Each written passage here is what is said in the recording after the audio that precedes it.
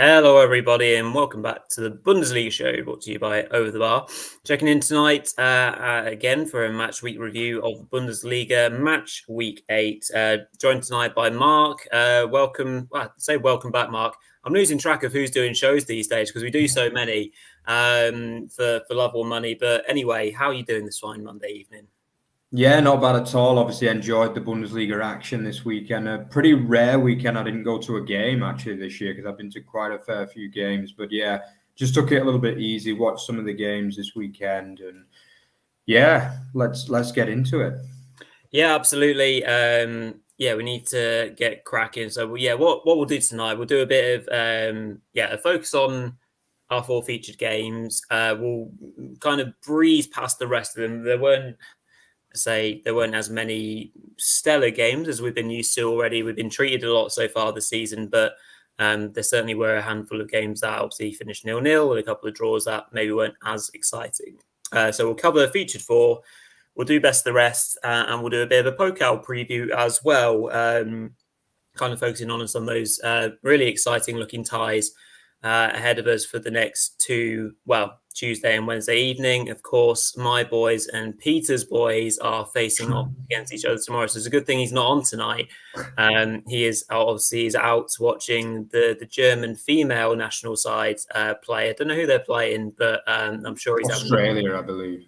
Australia, okay. Yeah, should be a good game that. So I hope you're enjoying that, Peter. We look forward to having you back soon. Before we do get into it, of course, all the usual odds and bods to go through. First and foremost, if you can leave a thumbs up on the show, that'd be much appreciated for us all. Of course, comment along if you're watching us live. Let us know about your thoughts about the games or just the state of your club or Pokal, whatever it might be. If you've got any questions, do fire them in. Make sure you subscribe. Turn on those notifications as well.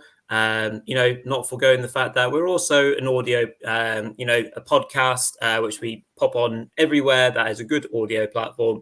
So if that's how you like to absorb your Bundesliga footy and show, then, absolutely make sure that you leave a rating and review for us on there. And just a quick shout out to our brilliant pals and partners with Bundesliga boxes, because you guys can now get your Christmas batches. They're on sale, so go grab them now. Go find the details in Bundesliga boxes, either on X or obviously online. Get yourself ready for Christmas, as it seems mad to say, but it'll be there. It'll be Christmas before we know it, won't it? So there you have it. Right then, we're just going to get stuck into featured 4. Right, what shall we start? We'll start with Bayern and Bochum, I think tonight, Mark, because as a game, so like we were saying before we went on air, that we're not going to, dissect the match in terms of its tactical constraints and things like that. Like, the main things to highlight in this game were Bochum almost went 1-0 up because of Kim Min-jae falling asleep at the back as per usual, then saved his own skin by doing a great goal line clearance. And then after that, it's all Bayern. Great free kick from Elise. Good, clever free kick from Kimmich to set up Musiala for 2-0. Kane gets it on the end of a great bit of play from Musiala for 3-0. And then they score 2 absolute bangers in Sane and Coman for 5-0. The rest is history. I think Company came out and said it was pretty much the perfect performance from them, bouncing back from the Barcelona not humiliation, but not far off. We're just going to talk a bit more about, the 2 clubs, how they've been doing the season in general, I think, and kind of just chew the fat in that sense, Mark. We have talked a lot about Bayern so far, and I think the main thing is to say that in the Bundesliga, they look pretty untroubled, really. I think against the better teams, they're still being exposed from a defensive point of view. But if we go back to Kim and Upamecano and the back 4 in general, they got exposed so very badly against a very exciting Barcelona side. So there's a bit of they're fine in the Bundesliga, but still plenty of work on from a defensive point of view against the best in Europe. Yeah, I actually feel as though Bayern are in a good place, to be honest. I've been pretty impressed with what we've company's done so far. I mean, obviously, I think both myself and you, Rory, were quite doubtful about the potential of what the Belgian would bring to the plate. I mean, obviously, especially being English guys, nobody was really impressed with what he did in the Premier League last year with Burnley. And I just feel as though he's got a team that have excelled, especially going forward. This is the best Bayern have looked going forward in a long time, to be honest. I feel as though Olise, or whatever they call him these days, has been probably the player of the season in the Bundesliga for me. I just think he's been magnificent, basically. And I'll be honest, I actually doubted the signing a little bit because he was quite injury prone. And I felt as though, they paid a lot of money for a guy who hadn't been able to really complete a full season without injury, which obviously we're still yet to see at this point. But I mean, the performances have been, wow, really, from him. I just think absolutely superb. Harry Kane, we also doubted him a little bit. Maybe he was getting towards the end after a pretty, unconvincing Euros, I would say. But he's been probably better than what we saw last season, even at times. I just think he's been magnificent, really. And in the big games, he's been turning it on.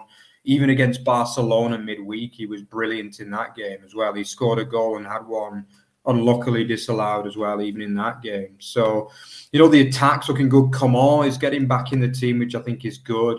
I've always been a big fan of him. Obviously, in this particular game, Sané scored a really, really great strike as well. So he could potentially be getting back into form. And, Palhinha as well, who we've not really mentioned much. I feel as though he was really, really good in this game. And it's a squad that looks really good at the minute. And there's probably only one major problem, really, and it's the one that everyone's been talking about. Is the Kim-Upamecano partnership. I mean, specifically, Kim is just making too many errors, basically, too many individual errors. And to be honest, the loss against Barcelona was more about that. Like, I watched a lot of that game, and to be honest, Bayern were the better team until about 3-1 to Barcelona. And basically, Barca were just hitting them on the counter every time, and Kim is awful again, basically on the counter.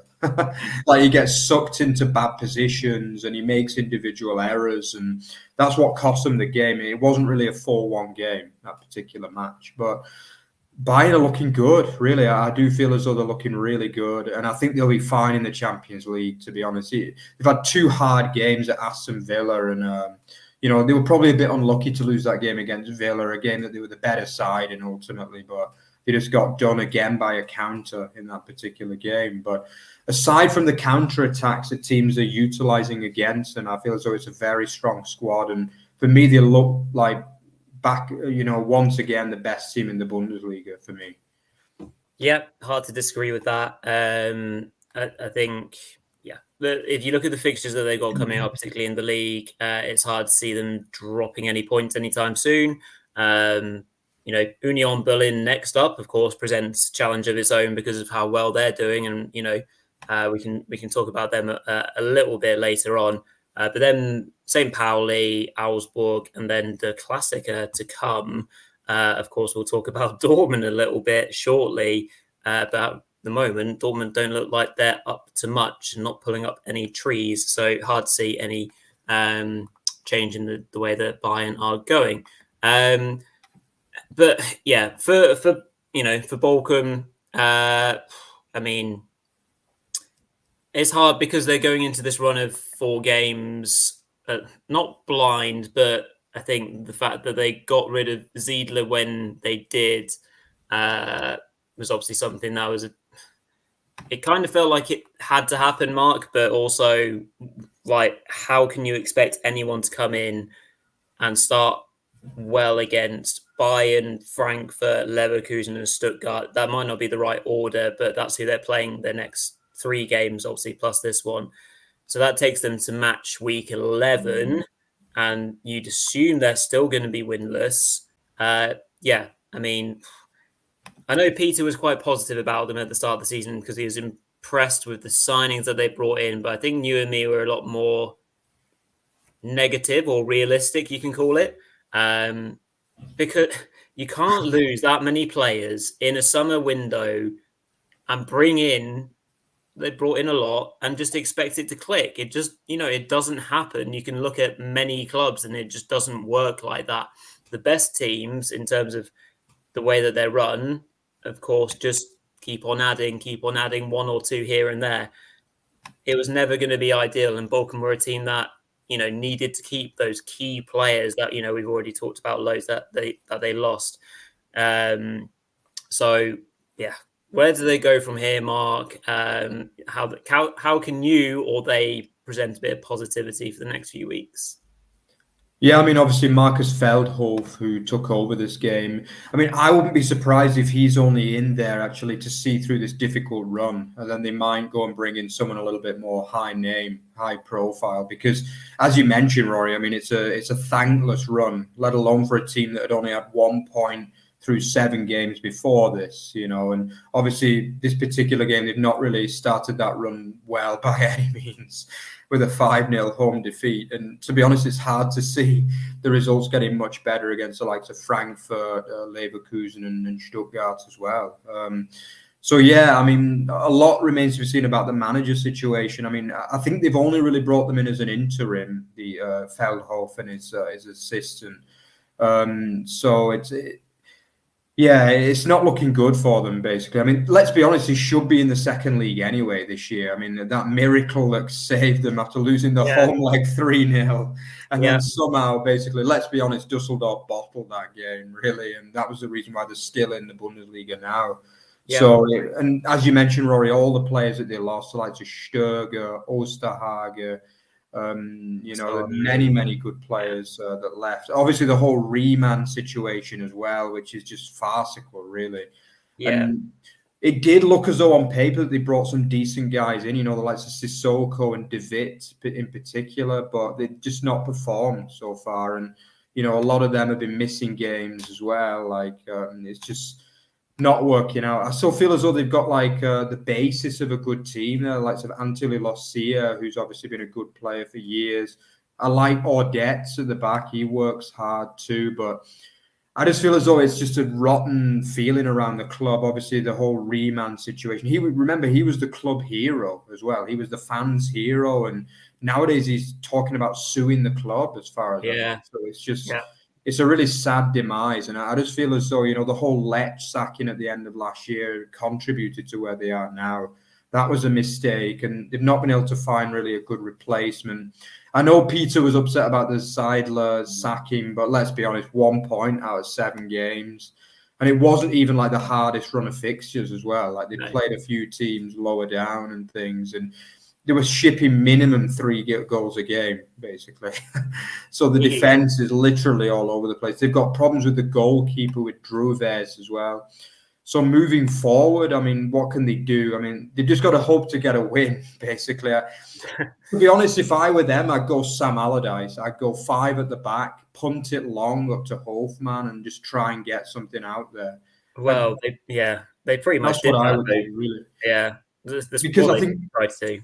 Sometimes Bundesliga teams, I think they're quite, we all know that Bundesliga teams like to score goals, they like to attack, but sometimes you have got to go back to basics. And I think just long ball, basically bully teams out of results and hope one comes eventually, basically, because the team looks below par, that the club is rotten to the core at the minute, to be honest. And barring a miracle, they're going to go down this year.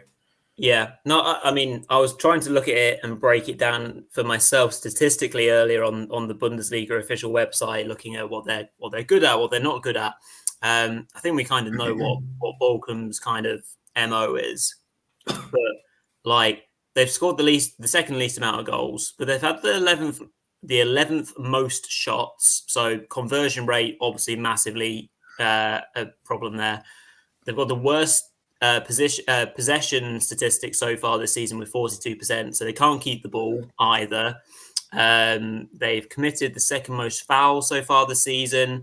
They're not bad from an aerial kind of context because they win a lot of aerial duels, but ground duels they're not very good on. So yeah, it all just feels completely jumbled. Those statistics are that they can't score.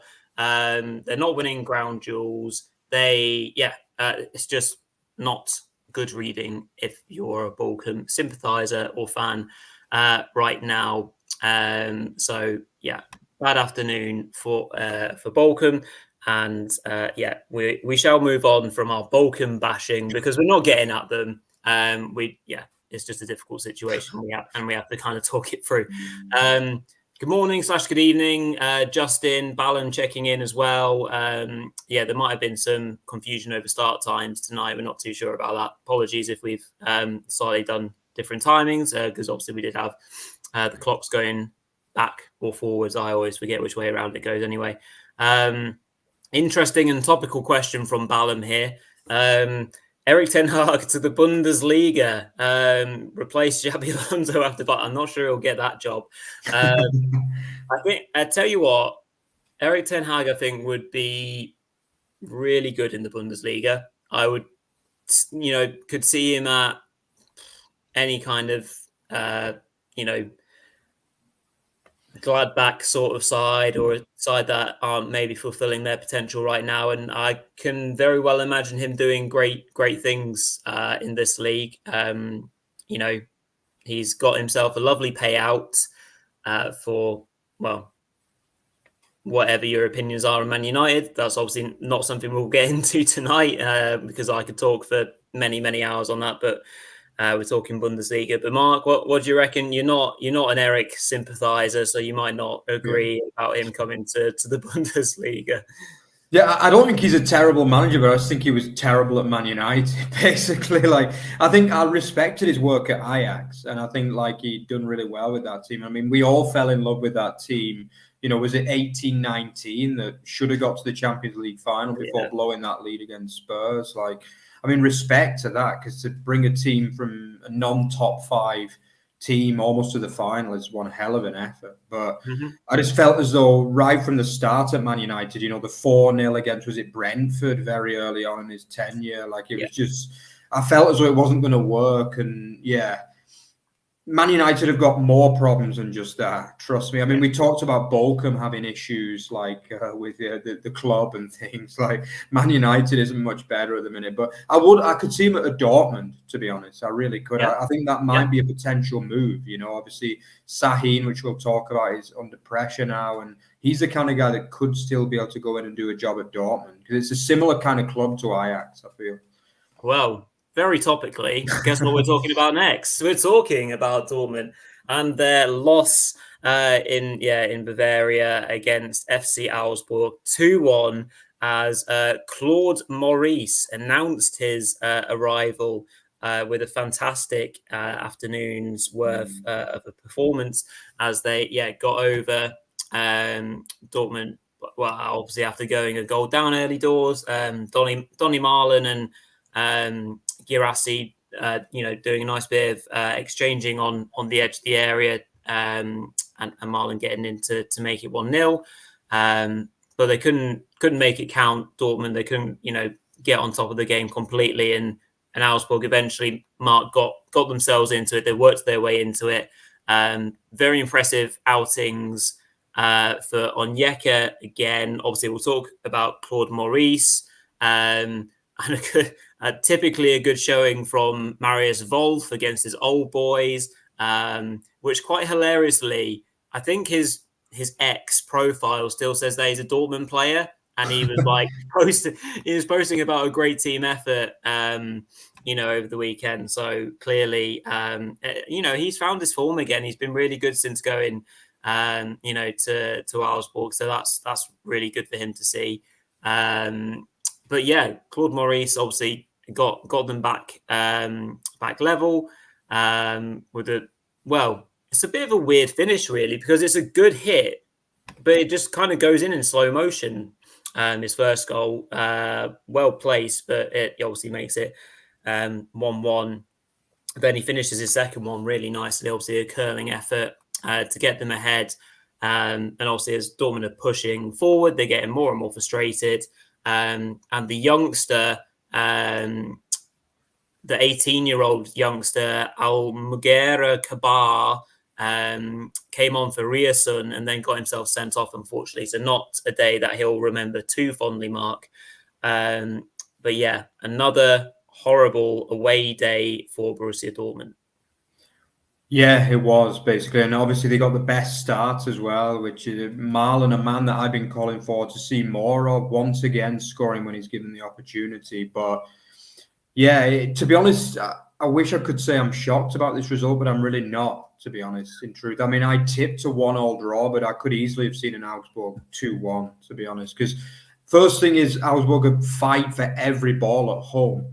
I don't know why they can't do this away from home, but in the WWK arena, Augsburg are a very, very strong home team. And me and Rory have always said this, but they're the most Jekyll and Hyde team I've ever known.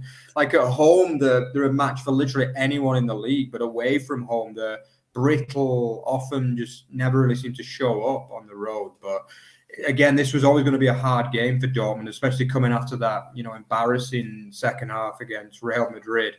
And they just didn't match Augsburg's tenacity, basically, And I think, as you mentioned, Onyeka is a player that is getting a really good reputation over here in Germany. I think he looks really good and he fits the team as well. Like Augsburg has always been a hard-working team through the midfield, and I really like the look of that Rex Bahai, Jakic, and Onyeka midfield there. It's really hard-working. Obviously, Tietz drops back as well to try and win the ball, which is another hard-working player. And then Maurice provides the quality, which sometimes they are lacking at times, but not with a guy like him in the team. I think that lineup worked out really, really well for the FCA. As for Dortmund, yeah, it's just not working out. Basically, nothing that he tries is working out at the minute. Defensively, they've got issues. Obviously, Anton stumbled off in this game, but he's not really impressed me, to be honest, Anton, since signing. The Schlotterbeck-Anton partnership looks a little bit brittle. It's got mistakes in it, and Schlotterbeck's one of those, he can either look like a world beater, like particularly in the Champions League at times, he looks really, really good. But when it comes to the Bundesliga, like, I don't know, he's similar to Kim in many ways. He can get knocked over too easily, a little bit lightweight, and I wasn't impressed with his performance in this particular match. And even the midfield is lacking a bit of bite. Obviously, they got rid of the Gross Chan axis and they brought in Nemecha, Sabitzer, but it was no better, basically. Yeah. And they've got issues. They lack real quality midfielders. I mean, Sabitzer is, for me, kind of regressed a bit as a player since his days at Leipzig. I don't think he's the same player, really, to be honest, after that stint at Bayern Munich and Man United as well, obviously.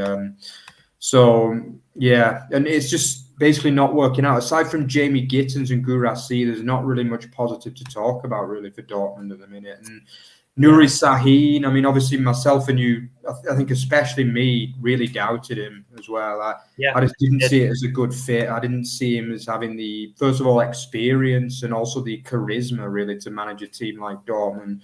And it's proving that way. And to be honest, I think if they lose against Wolfsburg midweek, which we'll talk about in the Cup, we could even see him hooked. It's that bad at the minute. So yeah, I mean, we'll come to that and we'll do some predictions and talk about the Pokal in a bit. But if they do pull the metaphorical trigger, who comes into this struggling Dortmund side, albeit with a great amount of talent? Do you put in an interest? Does Terzic come back and save them again? Like, he's always at the games, isn't he? To be fair, they always pan to him in the crowd. Or do we get a fresh face? Do we get an Erik ten Hag in there? Do we get someone else? You kind of feel like Dortmund have tried this internal approach with Terzic and now Sahin for the last 3 or 4 years on and off. Terzic has obviously had his moments, and they worked their way through the cup competitions really well. But as a general overall performance for the last few years, Dortmund as a consistent side have regressed. So they need probably fresh ideas. But there's, Sahin is still in a job, and until he's out of the job, he'll do his very best to get a tune out of this side. But they need one soon because, as you say, big Pokal match them coming up. But then next in the Bundesliga, they take on RB Leipzig at home. Real interesting and big match there. So pending whoever's in charge of that will be a real tough game for them. And as you say, if both of these sides, Augsburg and Dortmund, are really poor on their travels this season. They really can't, put anything together. But yeah, I mean, Dortmund, for the sake of it, they're under the pump right now, and we'll certainly have a good prediction about that Wolfsburg game shortly. But really important win for Augsburg, Mark, because it makes them jump from 15th place to 12th. So very well timed that it can jump them up and make things look just a little bit prettier for them. So I guess your Bavarian brothers will be looking a little bit happier at the league table after this weekend. Yeah, definitely. As I say, it's just for them, it's just about getting results away from home, because they really don't do enough away from home. But at home, every time I watch them, like they're such a fiery team, and they kind of remind me of like an old school Tony Pulis team or Sam Allardyce team under Bolton, like back in the early 2000s. Like they are a good, strong home team, and nobody goes there and wins 4-0. Put it that way. Like, can you ever remember a team going there and winning more than like 1-2-0? It's very rare, to be honest. It's been a good while since they've been rolled over at home, and they are a very good home team. And I think it's a good roster as well. It's a good squad. I do like Onyeka. I think Maurice really adds that. He's not really a typical Augsburg kind of player, but he is a good player, really. He's going to get some goals if he's given the chance. And I think even like the likes of Ascender as well. So there's potential there for Augsburg. They could be, under Torp, they could go further, but it's that one question. He needs to find a system away from home that can match this quality that they show at home. And that's what they've got to show. Obviously, they go to Wolfsburg next, and that's a more winnable game. So they've got to go there and get at least a point to show that they're not going to be pushovers on the travels for me. Yeah. But I mean, from a relegation standpoint, we think their home form will probably keep them up. Yeah. I agree. I think Ascende, obviously he didn't start the weekend, did he? Teat started up front, and obviously had Claude Maurice and Rex Bahai kind of operating just behind him. I think eventually Ascende wins his place back. I like Teats, but I think Ascende is a higher quality striker in terms of goals. So I think they will just switch that around eventually. But nevertheless, great win for Augsburg at home. Next, we're talking about the top spiel on Saturday night, which was a bit of a topsy-turvy one. And obviously, it ended up being a great point for Werder, where they had been much better on their travels actually, and really poor at home. But the Weser Stadion was absolutely bouncing with this result. Obviously, Leverkusen, Mark, they came back to Bremen with very fond memories of last season, because of course that's where they won the title very famously, the Florian Wirtz hat trick and all that kind of great things that they'll remember. But this was a different game, really. I mean, to start with, Werder, more on the front foot. Dushk again was testing Radecki in net, but Leverkusen showed their clinicality on the break. Good bit of play, and the cross from Frimpong, I think it was, found Boniface in the middle to make it 1-0. Into the second half, and again the Leverkusen just couldn't quite find that second goal. Zeta had made a couple of good saves before eventually, 15 minutes from time, Werder equalise for the first time. This time, it's Dushk who, was having a good game in fairness. Got on the end of a really good cross to make it 1-1. Leverkusen bounced right back and got themselves ahead via an Agu own goal, which was well pressured, I guess, by Frimpong to make it 2-1. But they never stopped. And just whilst it looked like Leverkusen would get over the line, Schmidt had other ideas, scoring an absolute belter of a strike in the 90th minute. Really good, powerful, high shot to make it 2-2 and claim a really important and good point at home for Bremen. I mean, if we look at this, statistically on the match, Werder actually had more shots on target than Leverkusen in the whole game, 8 versus 5. Dusk himself had 8 shots in total in the entire match.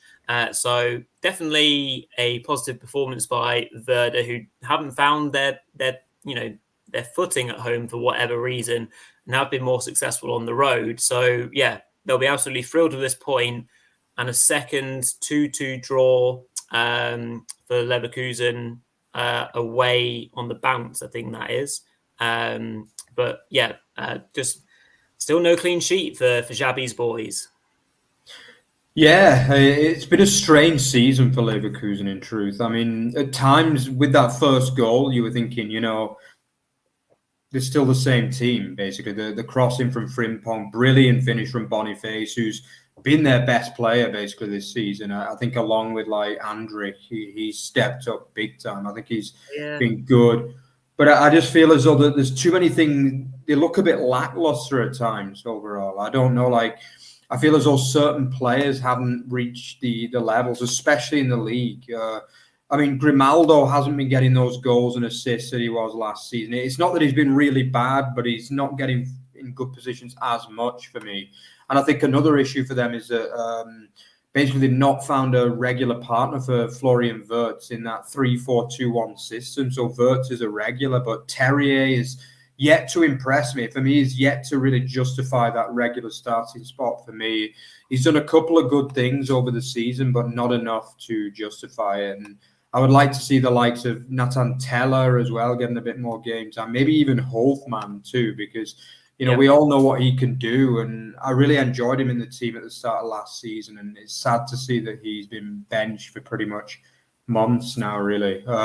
The other issue is the defense. There's a lack of intensity in defense, and even with the equalizer in this game, which was a good goal from a Bremen perspective. The strike from Schmid was excellent, but it was all very lackluster. Like, I think it was a tame header out from Tar, and it was just, they didn't look like a side that really wanted to win this game, in truth, at times. And it's not like a massive criticism because they're still going okay. They're only 5 points behind the top.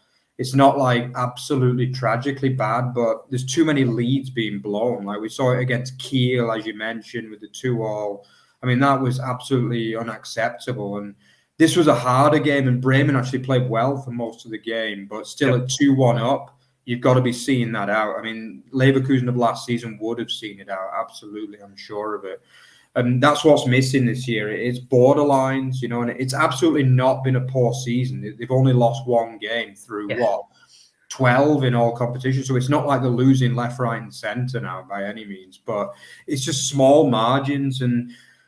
But the thing is, they're going up against this Bayern and Leipzig team, and they've got to start winning more consistently if they want to stay in the race this year. Because I still feel as though they'll have title aspirations. They're good enough to win the title. Absolutely, I do believe that. But it's the small margins that they go sleepy in games, and they're not killing teams off like they did last year. And as you said, Bremen actually played really well in this game. So it was a hard fixture under the lights at the Weserstadion.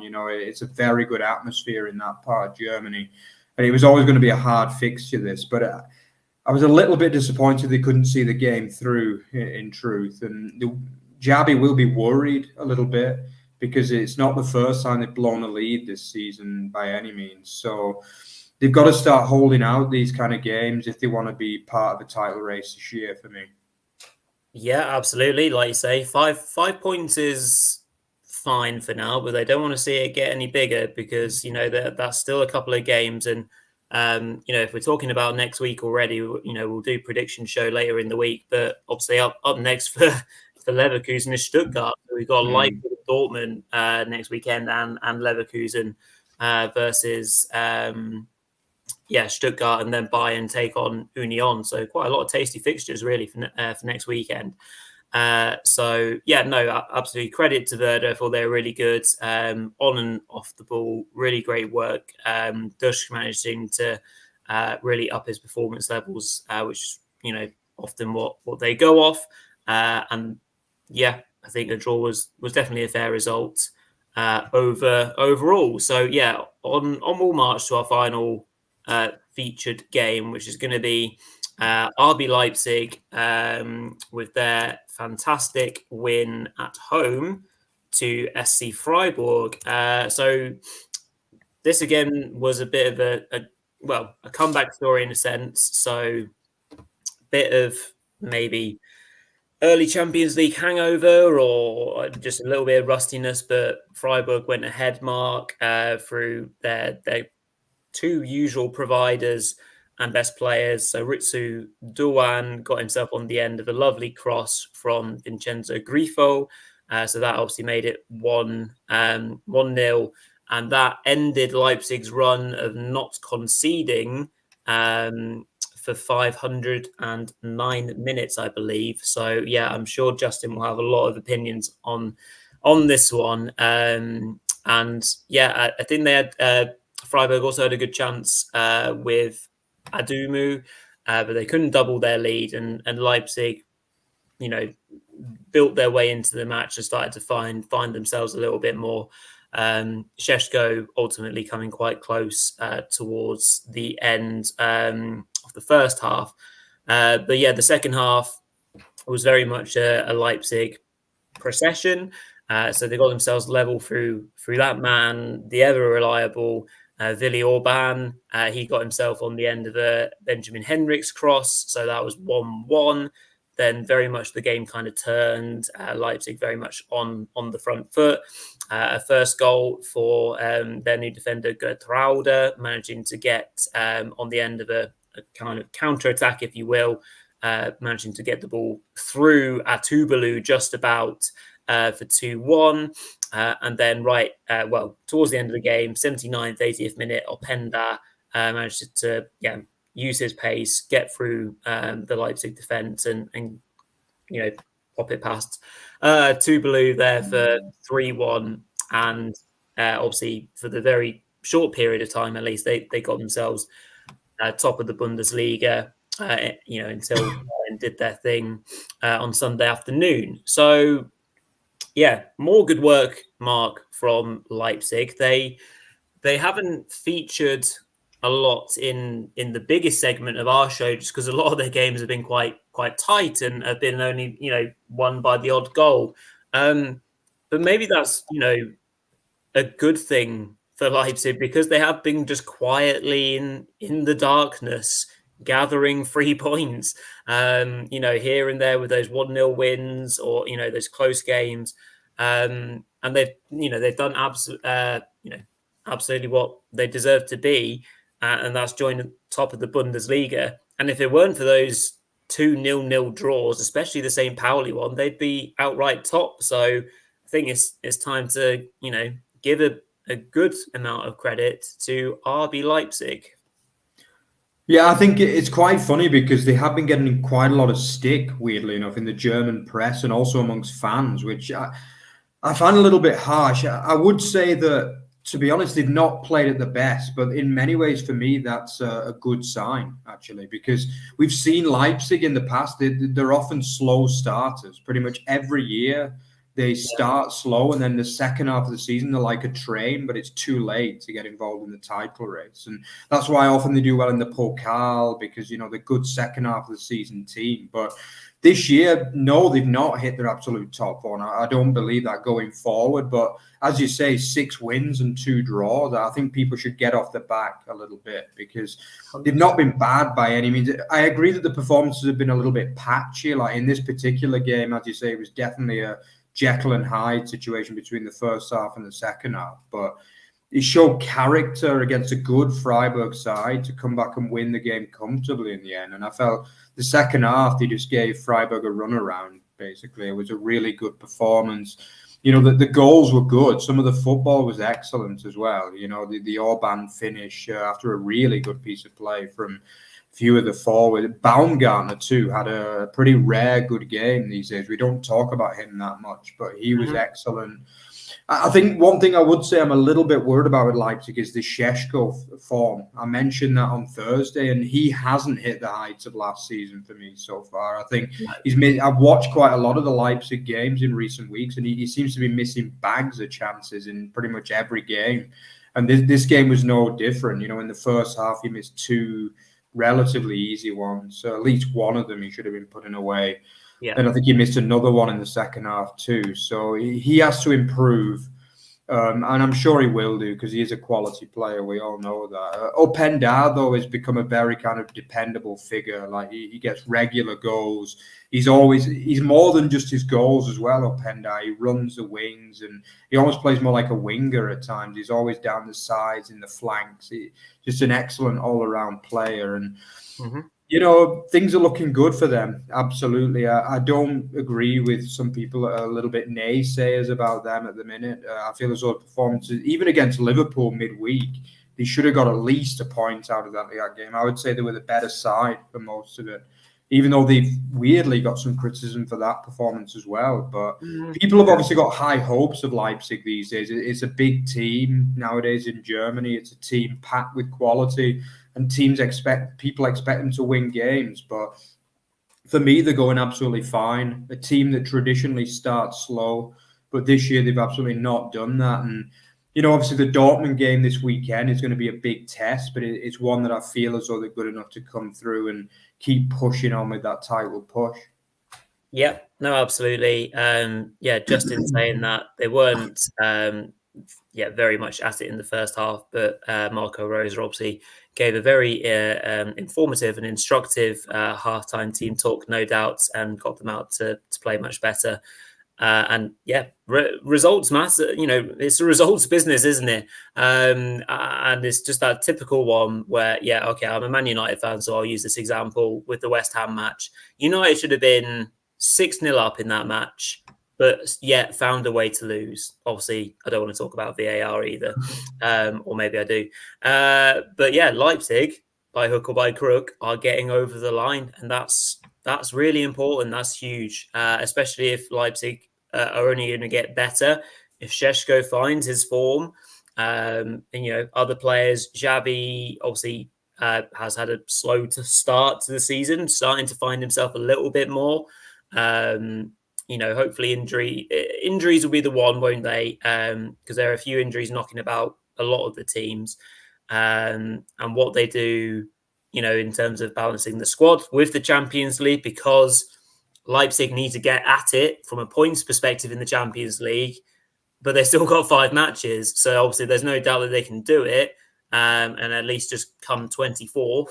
But at the end of the day, so far in the Bundesliga, they've been excellent. Not much to talk about from a Freiburg perspective, other than the fact that, this doesn't mean that their great start to the season is at all diminished. They've been excellent so far, completely blown my expectations out of the water. Very much, since that opening day win against my boys Stuttgart, they've been really, really good, and just couldn't quite get over the line. And if they got 2-0 up, who knows, they might have seen it through.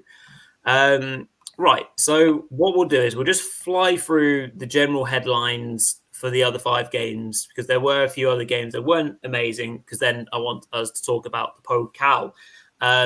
So, Mark, I think headlines for the other 5 games, obviously that, Stuttgart get over the line just about from a spirited performance by Holstein Kiel.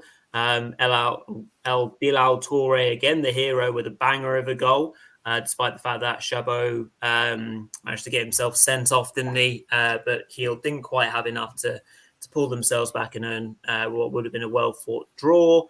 Kleindienst got yet another goal for Gladbach, but only good enough for a draw against Mainz after a rather unfortunate own goal from Leiner had previously given Mainz a very brief lead on that. Was on Friday night.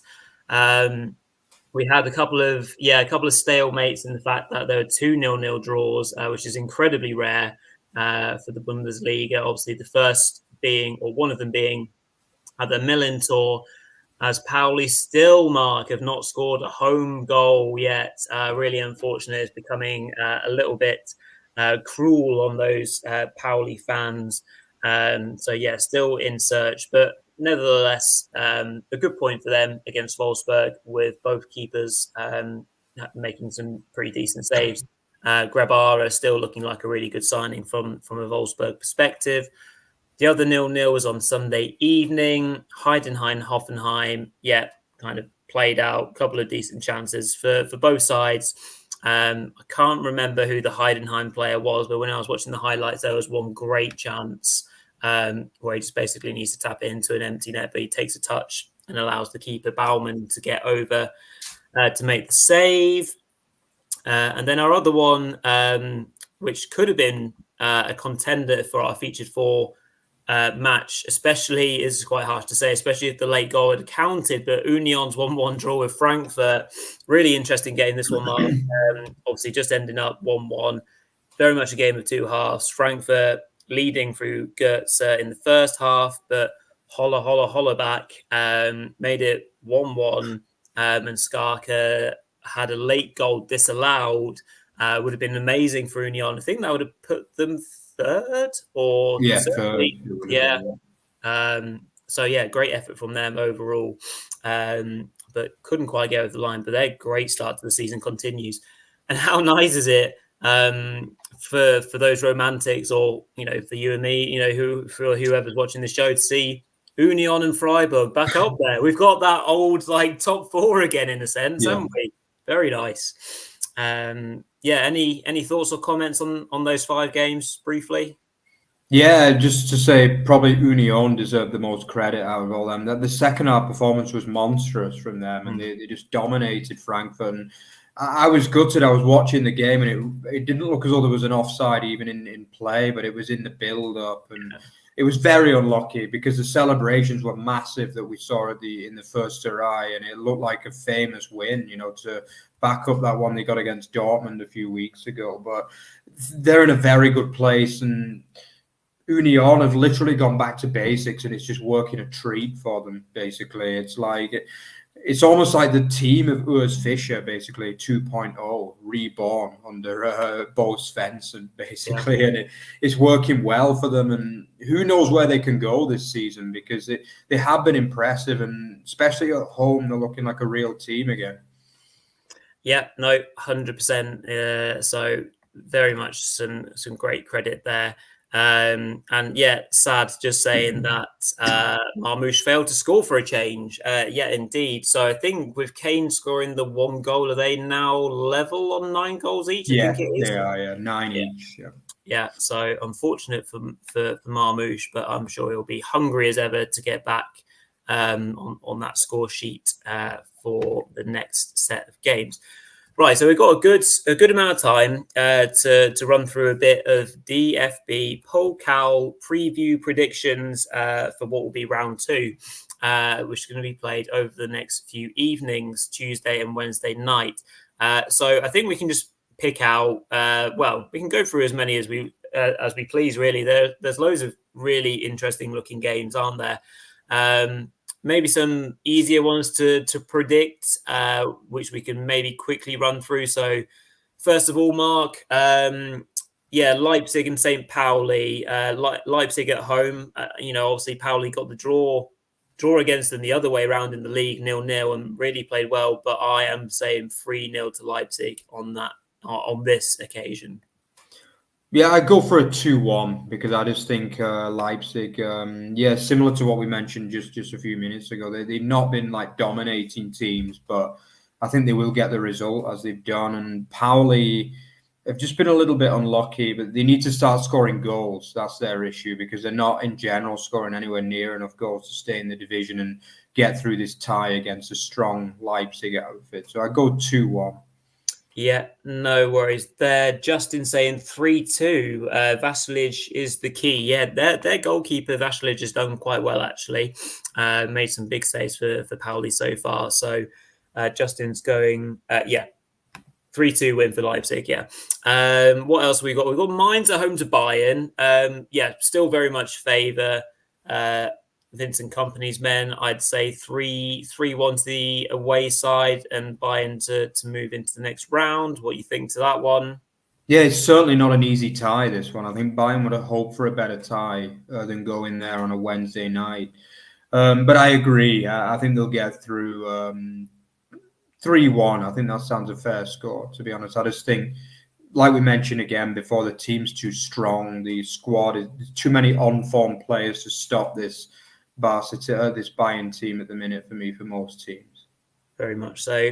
Right, so some games that we can have a bit more fun with in terms of predictions. We'll do VFB next. What about your boys, Mark? Of course, going to Sinsheim, taking on TSG Hoffenheim.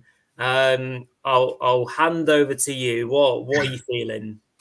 Yeah, well, to be honest, we Nuremberg fans were in the middle of a dream at the minute, to be honest, Yeah, after the last few weeks. Like, nobody quite knows what's going on. Like, we won 2 derbies back to back, 4-0 at Fürth, which Peter kindly brought up the other week. And then obviously the 8-3, which was you could tell that I wasn't there in the stadium for that one because it wouldn't have been. I don't think I've ever seen them score 8 goals in 30 plus games, to be honest, that I've seen there. So, yeah, basically it's been an amazing few days, and this is another task, because Nuremberg is a traditional club and we don't like Hoffenheim. Basically, like the yeah, Nuremberg fans will go there in numbers because it's not actually that far. It's only like an hour and a half drive or so. So I think Nuremberg will take a massive following over there, and nice. they'll want blood as well. And do you know what? I'm actually feeling confident. I can't. It's very rare I say this about Nuremberg, but Yeah, I'm going to go for a famous 2-1 victory,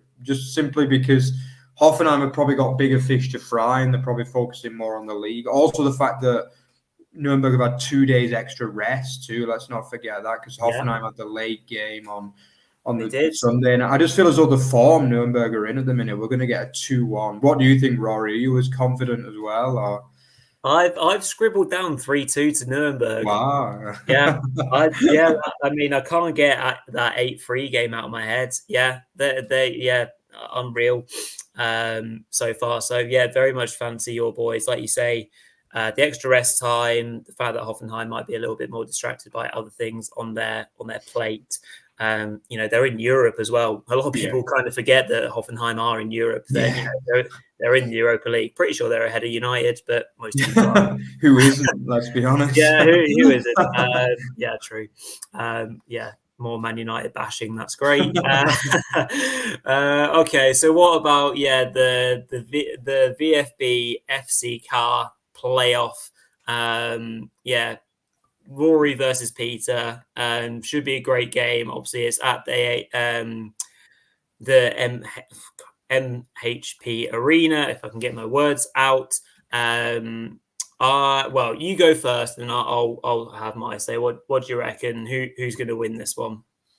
Yeah, I mean, it's ironic, but this is the other on-form Zweite Bundesliga team as well. Like, actually, Kaiserslautern have just turned over Paderborn and Dusseldorf, who are actually the top 2 in the Zweite. So, Yeah, I mean, this is another on-form team. I think we all know that second league teams in Germany go through insane dips and peaks in form, basically, like where they can go like win 3 games against the top 3, then the next 3 games they lose against the bottom 3. Stuff like that is perfectly normal in the second league, basically. yeah, And I feel as though, but you're meeting them at the wrong time, really. And it's going to be, I believe it's a friendship match as well that Peter has mentioned a few times. So that might take the edge out of it a little bit, but it's still going to be a great occasion. Kaiserslautern will take a lot of fans over there.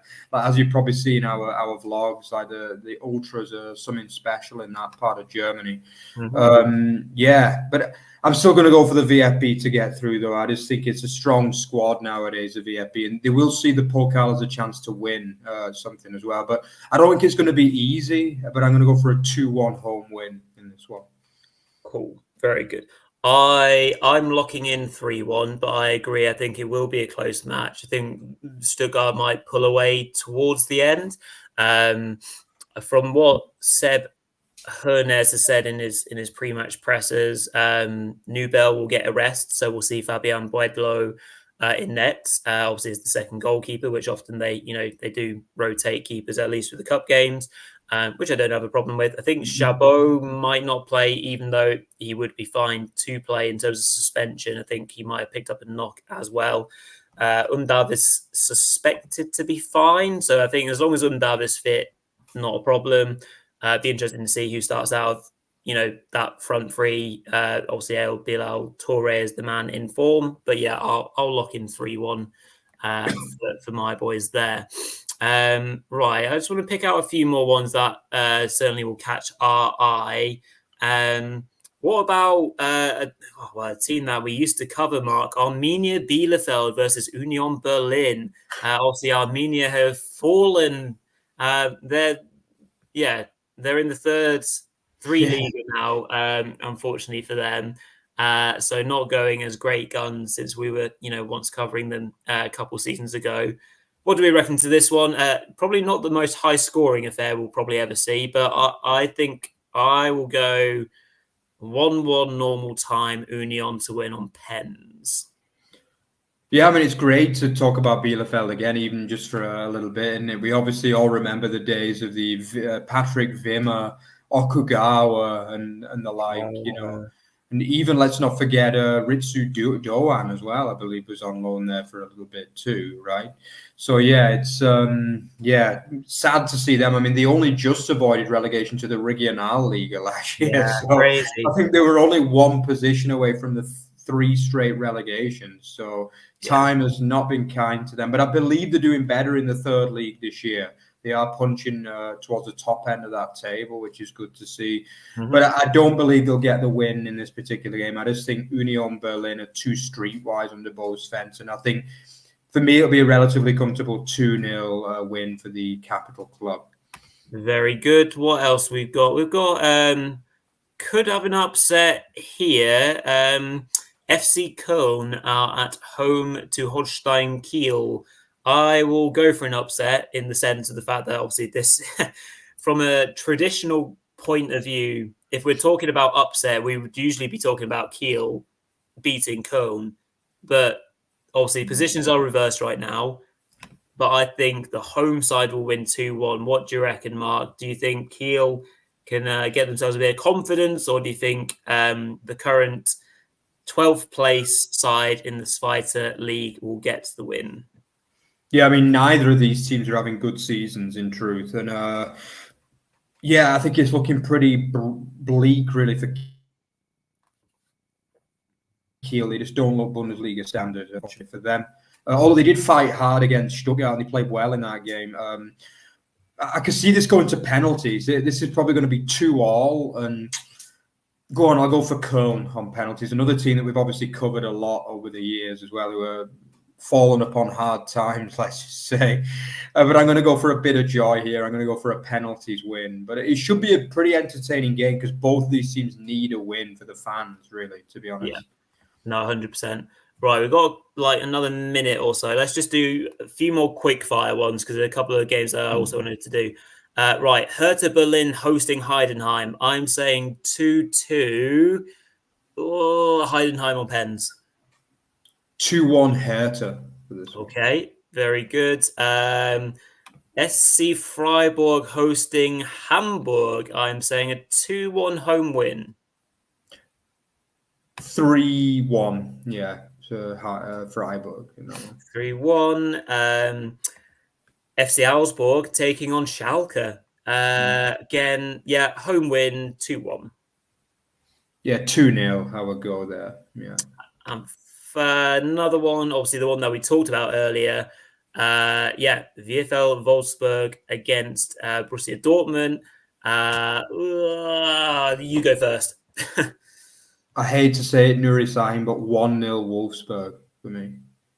I've scribbled down 2-2, but yeah, Wolfsburg on pens. I keep on going to pens, but obviously it's because, well, actually, no, they do go to extra time, don't they? I'm confusing myself. Yeah, they do. Yeah, they do. Okay, well, Wolfsburg after extra time, maybe 3-2. But yeah, there are a couple of games that we haven't covered there, but just want to make sure that we finish on time. But either way round, some really exciting games to sit back and enjoy over the next 2 evenings. Right then, so that covers us for today. I'll hand over to you, Mark, to close us up. Yep, so if you enjoyed what you saw today, then don't forget to like, comment, and subscribe to our show. We're slowly moving in the right direction, but with your help, we can get even further. Don't forget that we're also not only a YouTube channel as well, we're also a podcast, so remember to check that out in the description.